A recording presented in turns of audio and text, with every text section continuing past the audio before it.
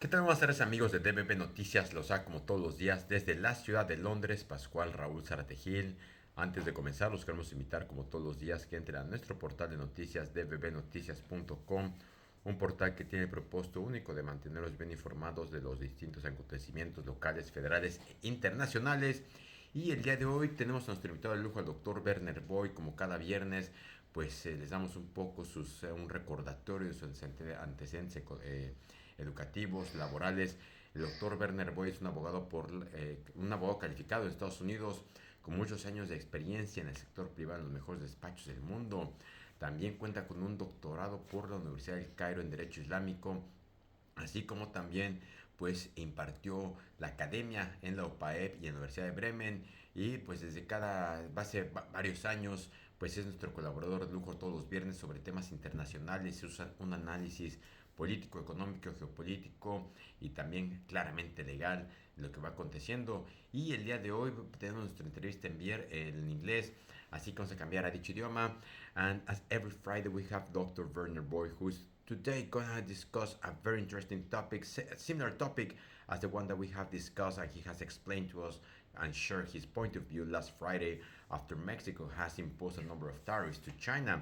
However, China has responded with a number of other counter tariffs against Mexico. And now, this week, Mexico government has come under increasing pressure from Trump administration to start applying punitive tariffs on Chinese exports in order to stop trans-shipment on Chinese products via Mexico into the US market. Is China really circumventing the US tariffs via Mexico? And what are the odds of Mexico having any legal claim or relief in the US courts, including what exactly the US Constitution says? Dr. Werner Voigt, good afternoon. A very good afternoon. Well, as we discussed last Friday, Mexico's Ministry of Economy submitted a proposal to Mexico's Congress under the 2026 economic package, seeking to raise tariffs on 1,463 product categories covering automobiles, toys, steel, textiles, plastics, and other goods from countries with which Mexico does not have free trade agreements.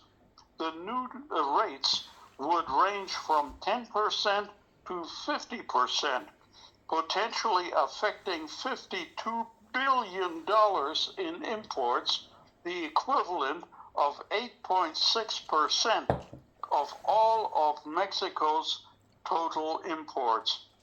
The proposal places particular emphasis on the automotive sector, and certainly that affects the state of Puebla in Mexico directly. Tariffs on Chinese vehicles stand now at around 20%, but with this new proposal, that could rise to 50% on automobiles from China, while duties on auto parts could increase from the present 35% to 50%. Mexico argues the measures are necessary to defend the national industry against unfair competition. But China has strongly rejected the plan. And now the China's Ministry of Commerce announced yesterday afternoon, on September 25th, that it has initiated a trade and investment barrier investigation into Mexico's restrictive measures against Chinese products and companies. The probe was triggered after the Ministry of Commerce Trade Remedy and Investigation Bureau received evidence indicating that Mexico intends to raise tariffs on imports from China and other non-free trade agreement partners. According to the Chinese ministry, Mexico's proposed tariff hikes published in the country's official gazette of the Federation on September the 9th, 2025, along with other restrictive trade and investment measures adopted in recent years, constitute violations under the foreign trade law of the People's Republic of China and the regulations on investigation of foreign trade barriers. Well, after China took this measure, the proposed tariff hike on imports from Asian countries that would have considerable impact on China, President Claudia Sheinbaum said her administration would seek to address China's concerns. And the president pushed back on Chinese Foreign Affairs Ministry's accusations that the announced tariffs were taken under the coercion, under the threat to constrain China or undermine China's legitimate rights and interests. Well, Claudia Sheinbaum stressed that the proposed tariffs neither target China nor are the result of pressure from Donald Trump. But as we documented last Friday, the pressure Donald Trump has put on Mexico has been tremendous and is intensifying with new accusations that Mexico is permitting China to circumvent Trump's tariffs. Well, Mexico's trade deficit with China reached its level of $119 billion in the year 2024, the largest in history. And in the first half of this year, 2025, alone, it totaled more than $57 billion. The tariffs proposed by Claudia Sheinbaum would ultimately be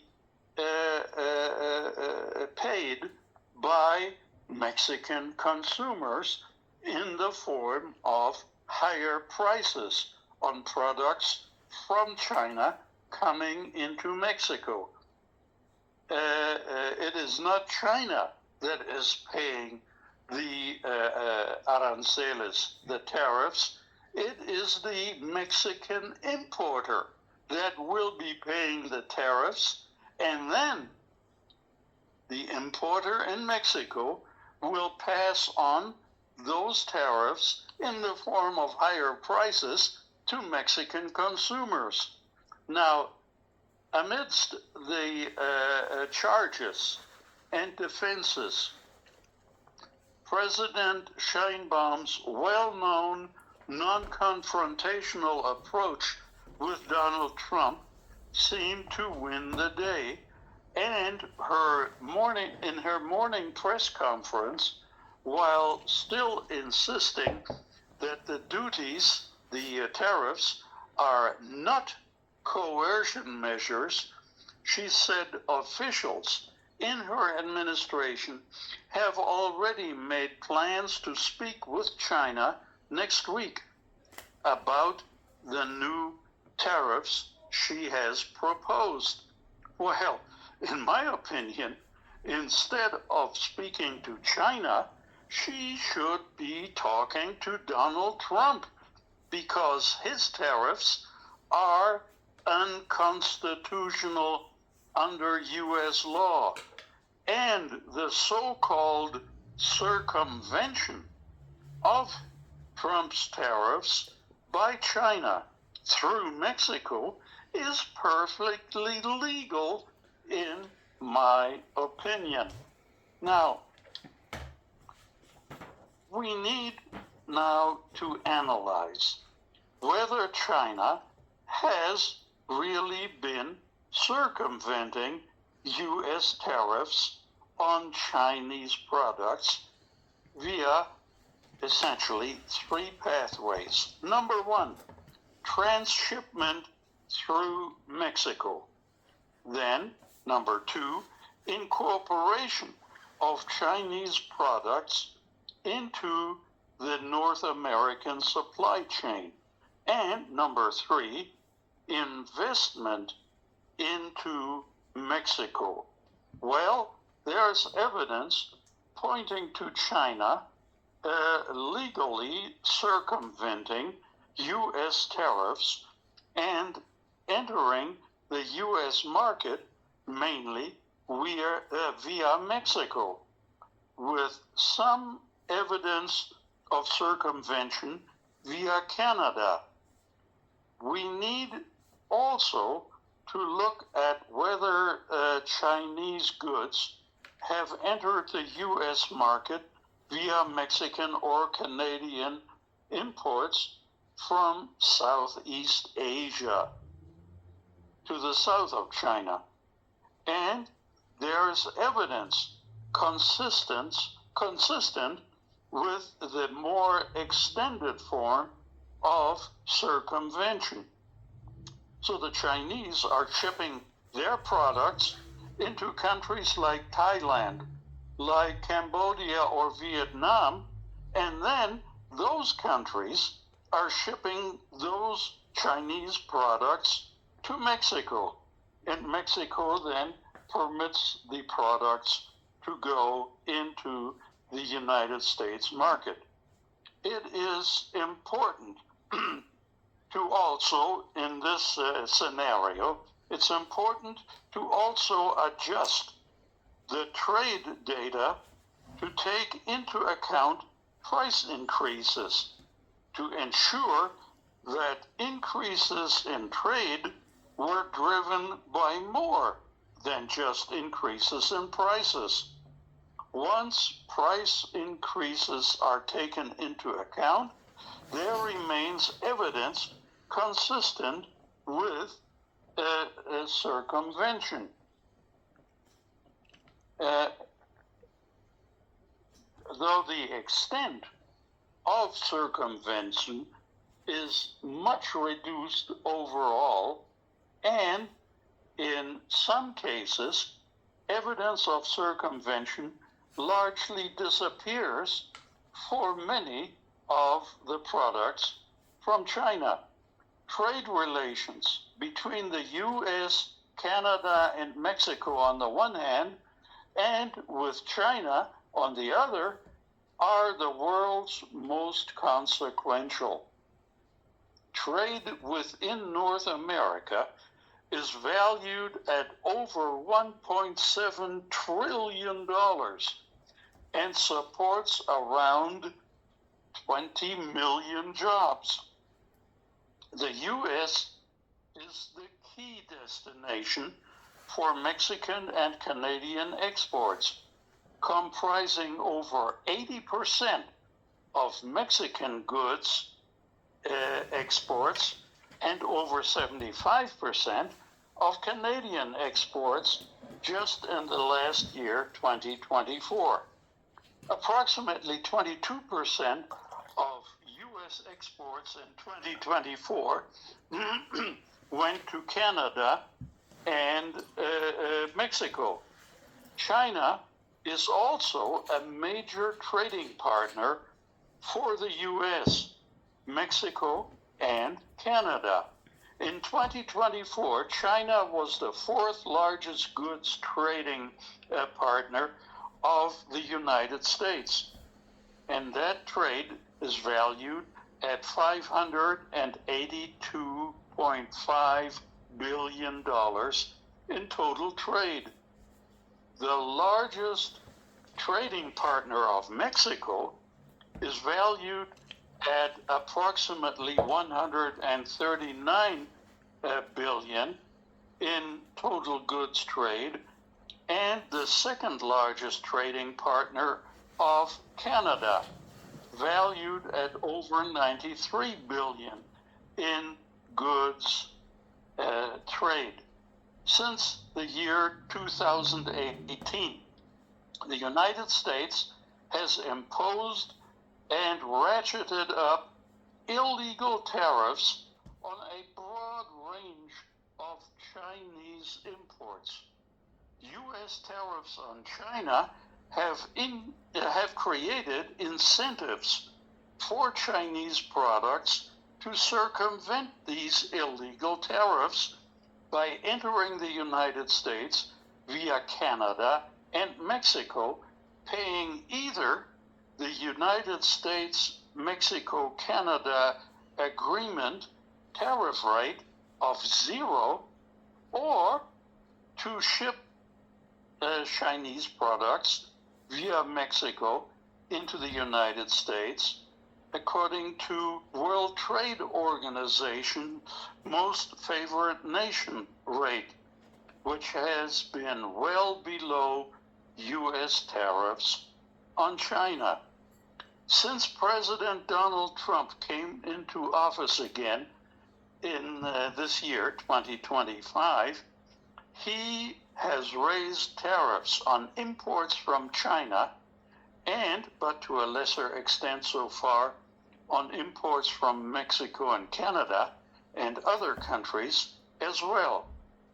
U.S. tariffs are now in flux, but the end result will most likely be U.S. tariffs on imports from China that continue to be much higher than U.S. tariffs on imports from Canada and Mexico, thereby maintaining the incentive for circumvention on the part of China. And alarmingly, as of this morning, Donald Trump has announced that as of the 1st of October, the tariff on Chinese pharmaceuticals will be 100%. And there exists the danger that he's also thinking about a 100% tariff on pharmaceuticals from Mexico.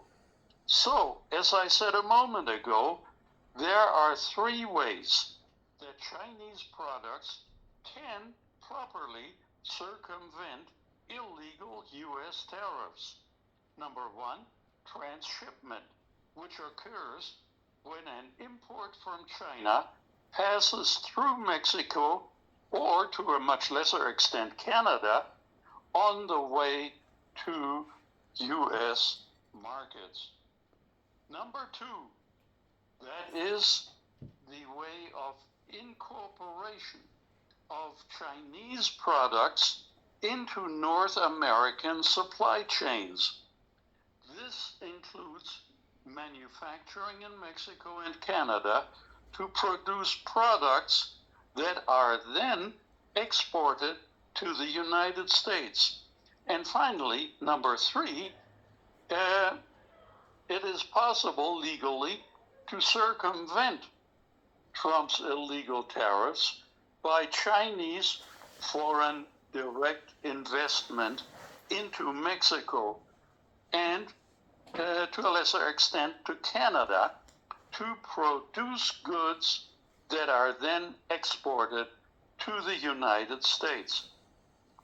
Transshipment of Chinese goods via Mexico or Canada into the United States that do not undergo sufficient transformation required to qualify under the TMEC, or as it's called in English, the USMCA trade treaty, yet claim the lower USMCA tariff would be illegal. However, other opportunities for Chinese circumvention legally of U.S. tariffs are not in breach of the trade agreement known as TEMEC or USMCA.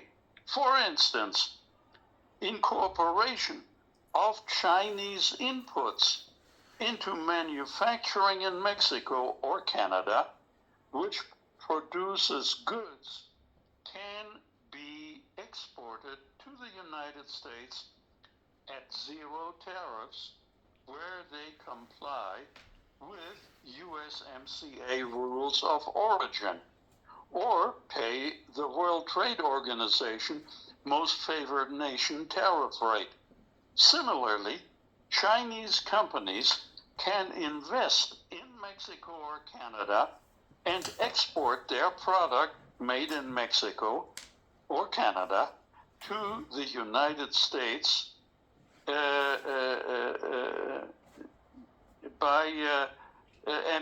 and really my point is that circumvention is often less about illegal activity than it is about a changed political tolerance for trade with China by the United States of America.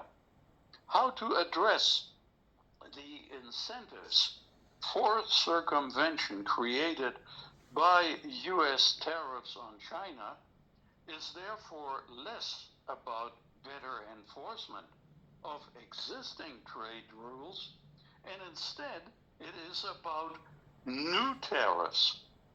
For the United States, the central policy choice for the circumvention is whether to apply the tariffs that it applies to China to imports from Canada and Mexico as well, or to pressure Mexico to align with the United States on China tariffs and restrictions on Chinese foreign investment. And it certainly has the appearance now that Claudia Sheinbaum, the president of Mexico, is proposing, not implementing, but just proposing to do exactly that, to follow Donald Trump's example on illegal tariffs against China. Now, the upcoming review of the TEMEC, the U.S.-Mexico-Canada trade agreement, by July of the coming year, 2026, presents an important opportunity for Mexico to address U.S. concerns about Chinese circumvention. So, let's now look at trans-shipment in a little more detail.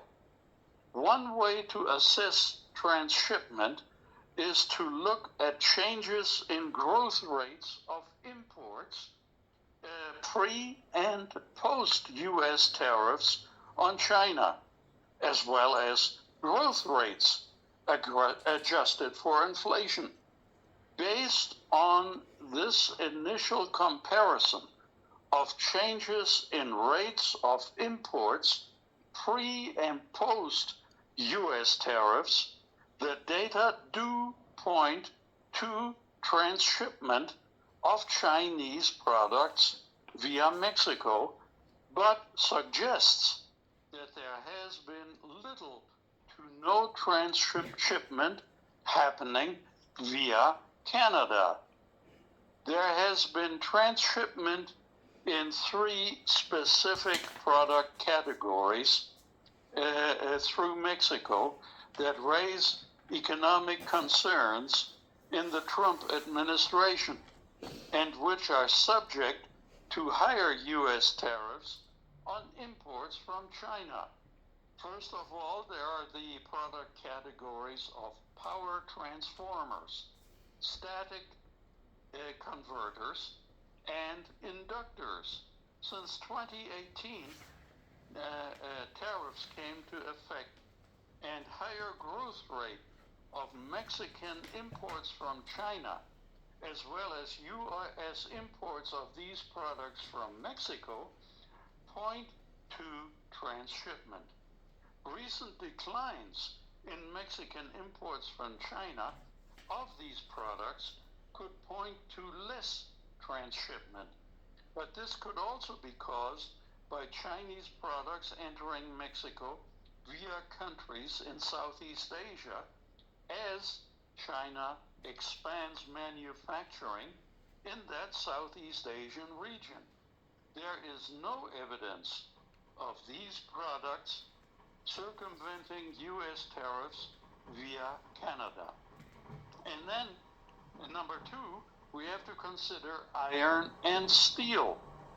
The data do point to Chinese steel circumventing U.S. tariffs and entering the United States primarily via Mexico. Yet, when adjusted for inflation, the level of transshipment was relatively low. In addition, Mexico's imports of iron and steel from China have decreased around 50% since 2023, which may reflect the impact of Mexico's increased tariffs on these imports, underscoring how trade policy can be used to address Chinese circumvention of U.S. tariffs. And then thirdly, there are parts and accessories of motor vehicles, automobiles, and trucks. Here, the data are mixed, but also point to a potential transshipment and or greater use of Chinese inputs in auto supply chains. Following the 2018 U.S. Tariffs on China, there were growing U.S. imports of auto parts from Mexico and also from Canada, as well as increased Mexican and Canadian imports of these products from China. However, when adjusting for inflation, in my opinion, there is little to no evidence of circumvention happening via Canada. Moreover, the growth in Canadian and Mexican imports from China was relatively small compared to U.S. imports of auto parts from Canada and Mexico. Now, what about circumvention via supply chains? Chinese intermediate goods used in manufacturing can avoid the United States-China tariffs by first being imported into Mexico or to Canada and incorporated into manufacturing in those countries before being exported to the United States. Imports that then undergo a substantial transformation and lead to the production of new goods are considered as made in that country when exported. Whether a product can either enter the U.S. under the USMCA zero tariffs or pay the World Trade Organization most favored nation tariff will depend on whether the export complies with USMCA or TEMEC rules of origin.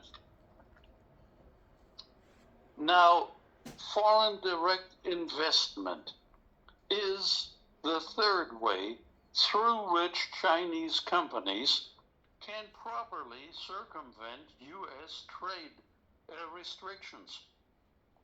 Foreign companies that invest in the United States or in Mexico, or for that matter in Canada, are deemed as having the nationality of that country.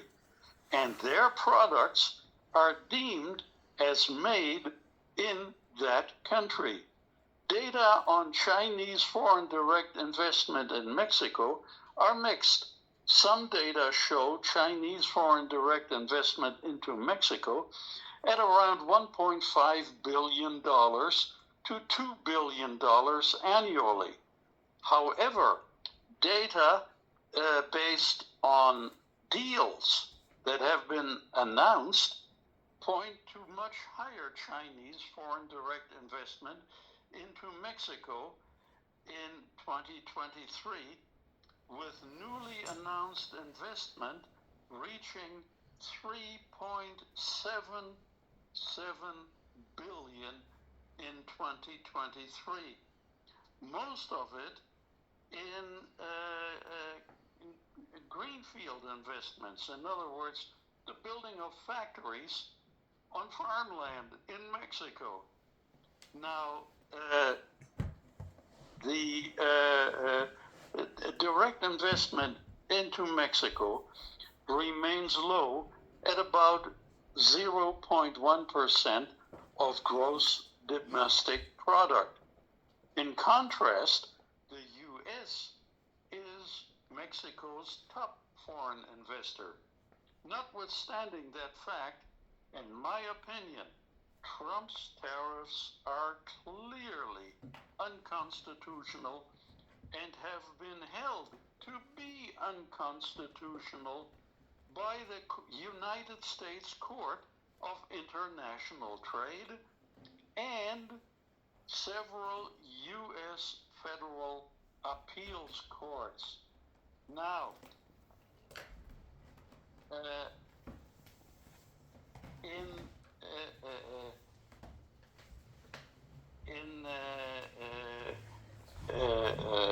the U.S.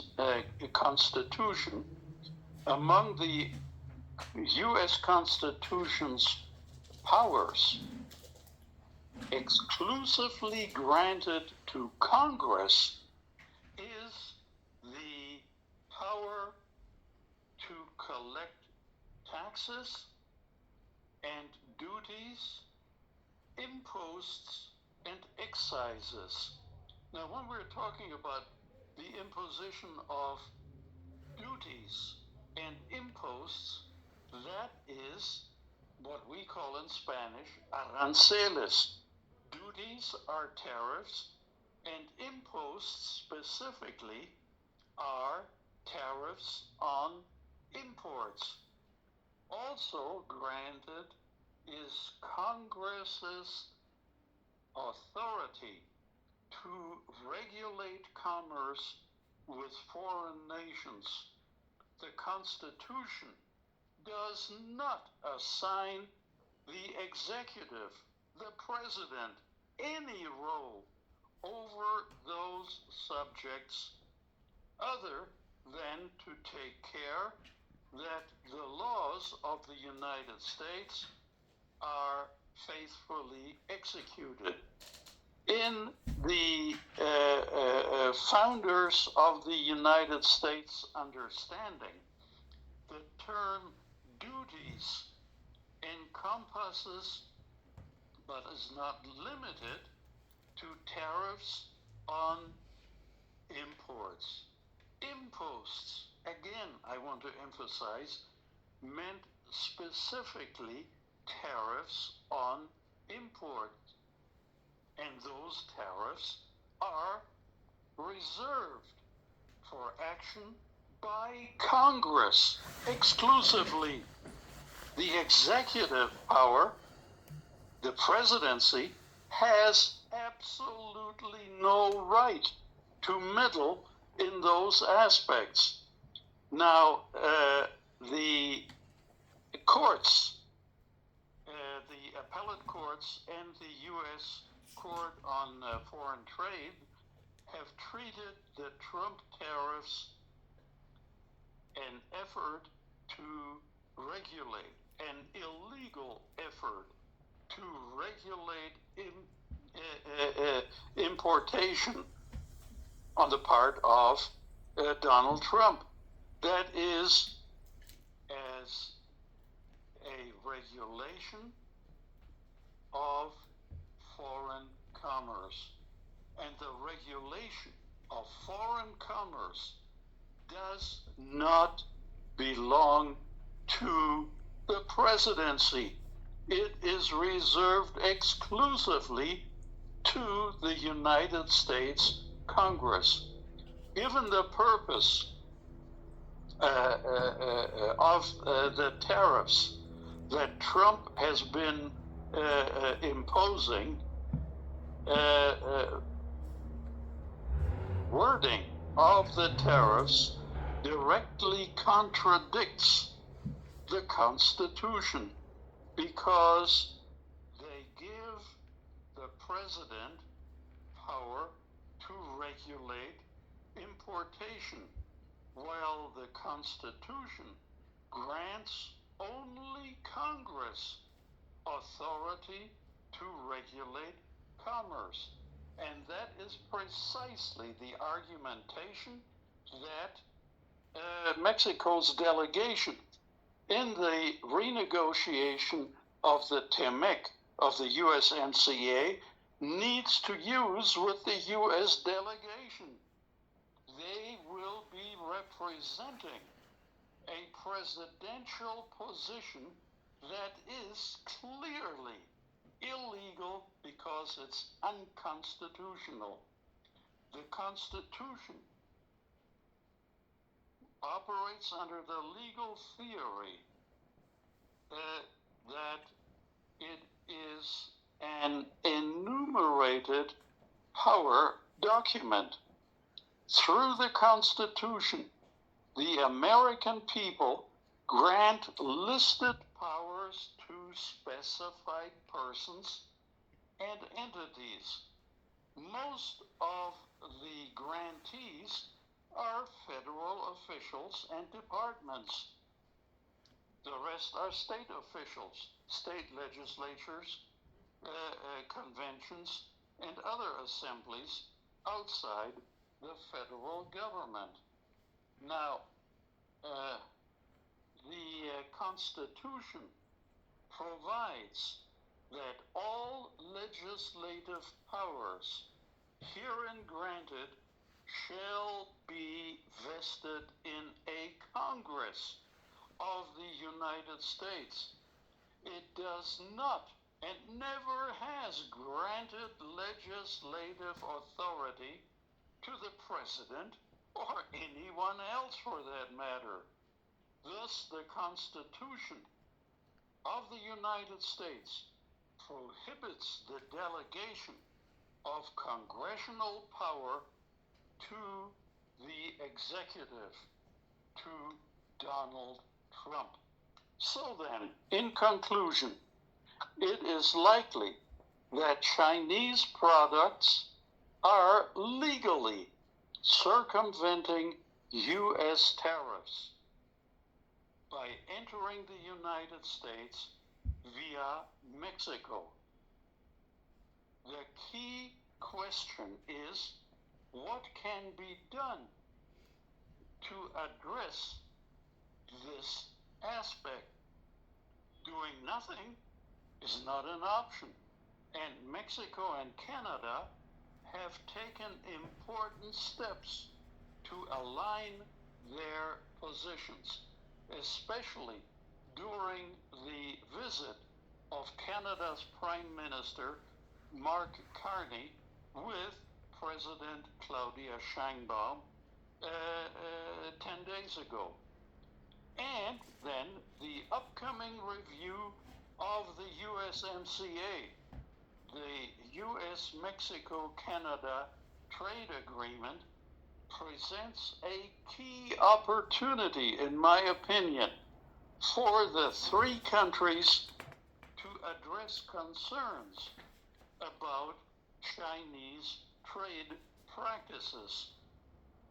Mexico and Canada must work together along with industry and other stakeholders, to review their trade and investment policies toward China, identify where differences create risks of Chinese goods entering each of their markets through one of the other partner markets, and then they have to align their approaches to plug these gaps. Progress here would strengthen North America as an economic unit and underscore that U.S. strategic goals with respect to China are best achieved not by punitive tariffs, but by working within North America rather than going it alone by means of illegal unilateral tariffs.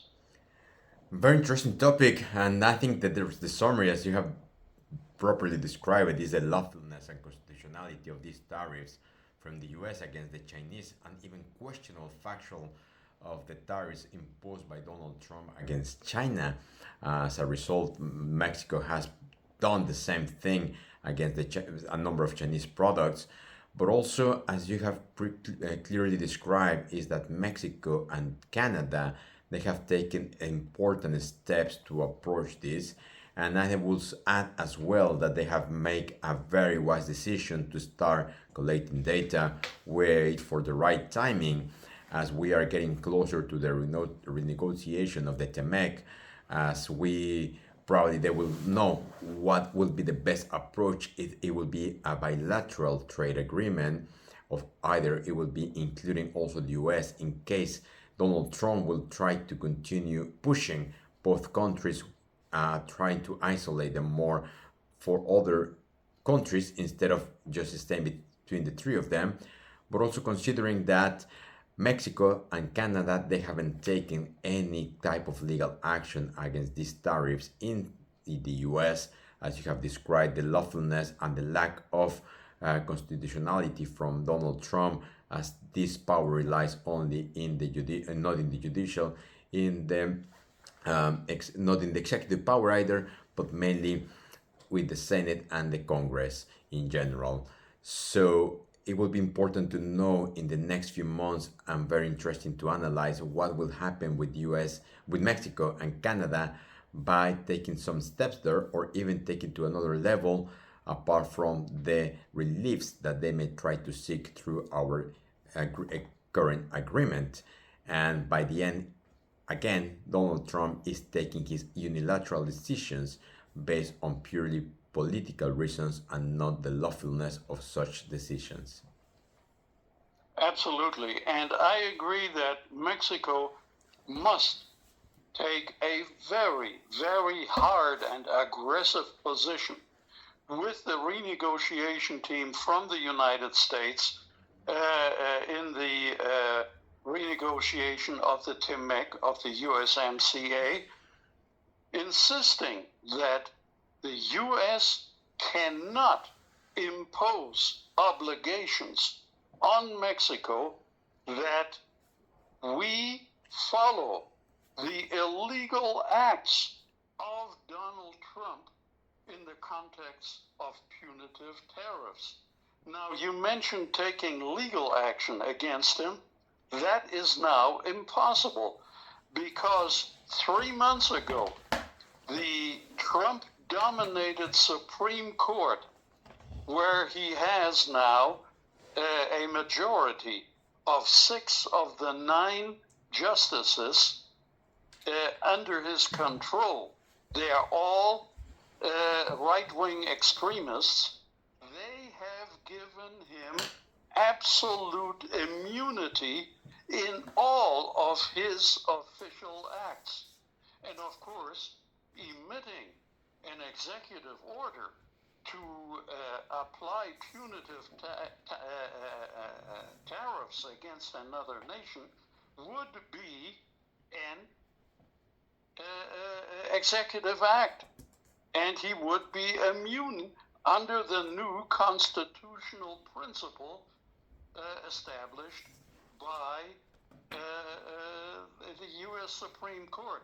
But that does not mean Mexico has to follow the illegal conduct of Donald Trump in the renegotiation process of the U.S.-Mexico-Canada trade agreement. Absolutely, and I think it will be very interesting to analyze in the next few months, now that the negotiations they will start, what would be the position for Mexico and Canada.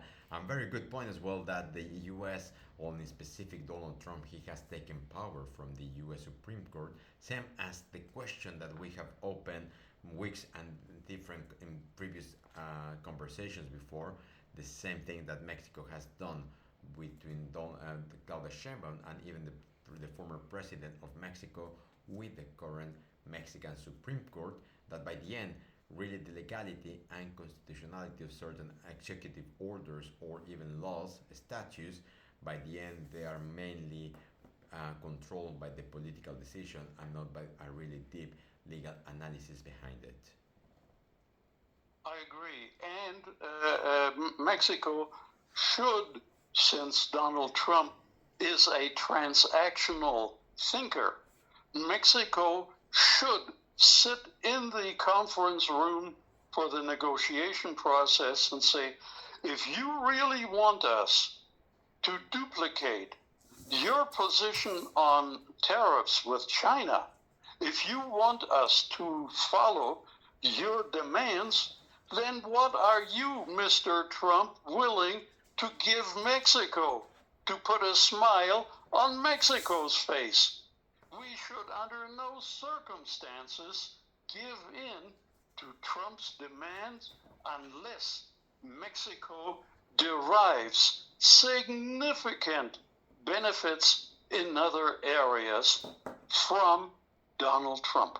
Yes, definitely. We have to seek a very high benefit for our country, same as Canada, or even together try to push Donald Trump for a trilateral benefit from each other, well, mainly against the US, and that will really depend on the negotiators that Mexico will be using in the next few months.